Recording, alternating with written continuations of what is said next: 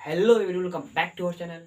तो आज हम लोग पढ़ने वाले हैं क्लास 11th का सर्कुलर मोशन का एक टॉपिक है एक्सेलरेशन के बारे में। बेसिकली इसमें आप लोगों को centripetal acceleration, tangential acceleration, net acceleration, basically ये टॉपिक नहीं इसको बना दिया गया है, लेकिन और एक एंगुलर एक्सेलरेशन है। तीन टॉपिक मेन है, ये वाला, ये वाला, ये वाला। इसको खुद से इजाद किया जाता है, बनाया जाता है। ठीक है, इन दोनों को कंबाइन करके इसको और इसको कंबाइन करके ये निकाल दिया जाता है। ओके, तो सबसे पहले देखते हैं क्या सेंट्रीपिटल एक्सेलरेशन क्या होता है।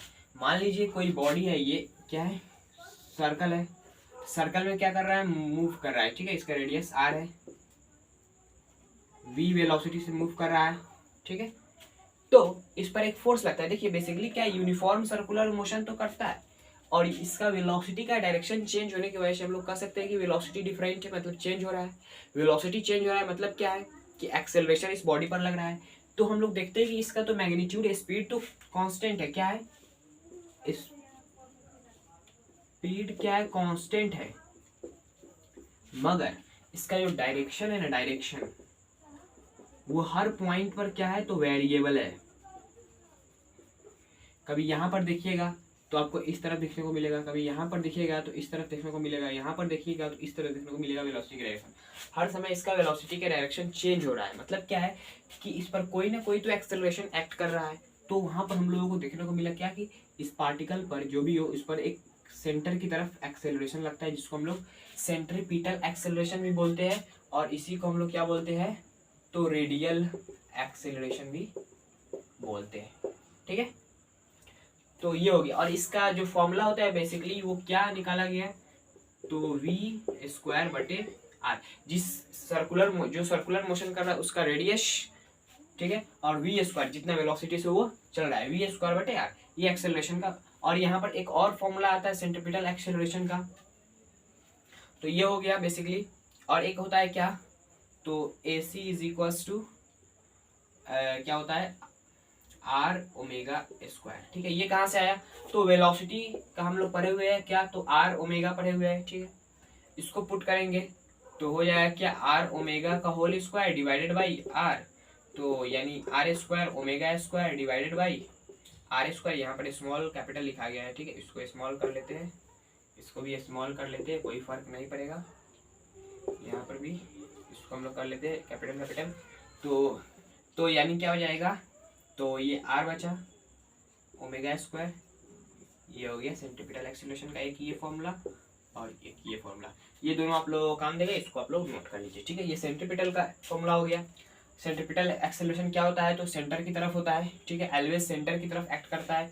इसका जो डायरेक्शन होता है सेंट्रीपिटल एक्सेलरेशन का, तो वो ऑलवेज सेंटर की तरफ होता है। किसकी तरफ, तो सेंटर की तरफ। ये सेंटर जो ओ सेंटर है इसकी तरफ होता है। ठीक है, तो ये हो गया सेंट्रीपिटल एक्सेलरेशन के बारे में। और यहाँ पर टेंजेंशियल एक्सेलरेशन क्या होता है, तो टेंजेंशियल एक्सेलरेशन आप लोगों को देखने को मिलेगा क्या चीज में, तो देखिए ये जो वेलोसिटी है ये क्या है, तो सिंपल है, मतलब ये आप लोगों को नॉन यूनिफॉर्म सर्कुलर मोशन में देखने को मिलेगा। मतलब क्या है कि टेंजेंशियल एक्सेलरेशन क्या होता है, चेंज इन वेलोसिटी अपन में चेंज इन टाइम।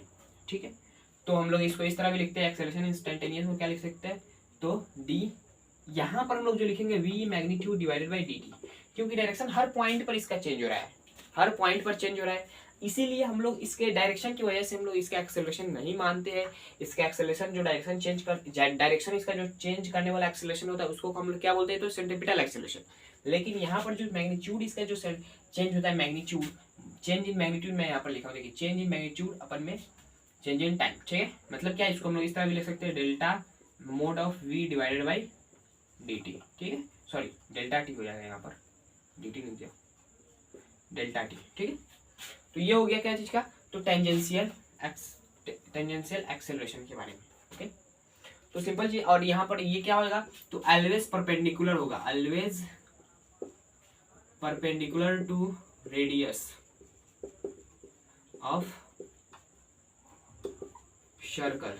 ये सर्कल के ऑलवेज परपेंडिकुलर होगा, क्योंकि ये टेंजेंट है, और आप लोग जानते हैं कि सर्कल का जो टेंजेंट होता है वो रेडियस के परपेंडिकुलर होता है। ठीक है, तो ये हो गया। ओके, टेंजेंशियल एक्सेलरेशन का बेसिकली यही फॉर्मूला होता है। और यहाँ पर आप लोगों को देखने को मिलेगा नेट एक्सेलरेशन के बारे में।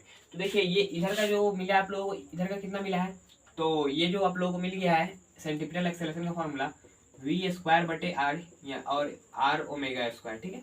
तो इस तरफ कितना है, तो वी स्क्वायर बटे आर यानी ए सेंटीपिटल, और इस तरफ कितना है, तो इस तरफ आप लोग को देखने को मिलेगा ए टेंजेंशियल, जिसका वैल्यू कितना है डेल्टा वी अपन में डेल्टा टी, ठीक है।